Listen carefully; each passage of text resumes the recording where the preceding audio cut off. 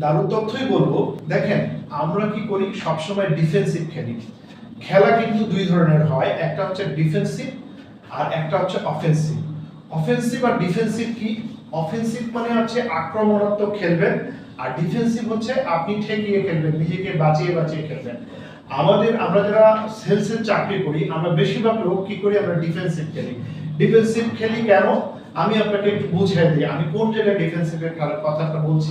প্রথমত, আপনার স্যালারি হয়তো 30,000 টাকা, কিন্তু আপনি ভাবতেছেন আরে এই 30,000 টাকাই তো আমার আমার কাছে আমার জন্য মূল্যবান। 30,000 টাকা আমি মাস শেষে না পেলে আবার ঘর ভাড়া দিতে পারবো না, আমি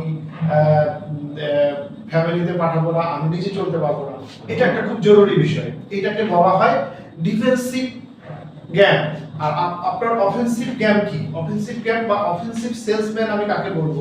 অফেন্সিভ জ্ঞানটা হচ্ছে, ধরেন আমার স্যালারি 30,000 টাকা, কিন্তু আমি ভাবতেছি এই 30,000 টাকা আমার স্যালারি, আমার যাতায়াত ভাড়া, এইটা আমি খরচ করে কিভাবে আমি এখান থেকে 30 লাখ টাকা মাসে বের করবো, সেই পরিকল্পনা করা।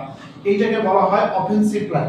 আমাদের যে চারিত্রিক বৈশিষ্ট্য, আমরা যেভাবে প্রাকৃতিকভাবে বেড়ে উঠছি, আমরা মানুষ হিসেবে আমরা সবসময় ডিফেন্সিভ গেম খেলতে পারি।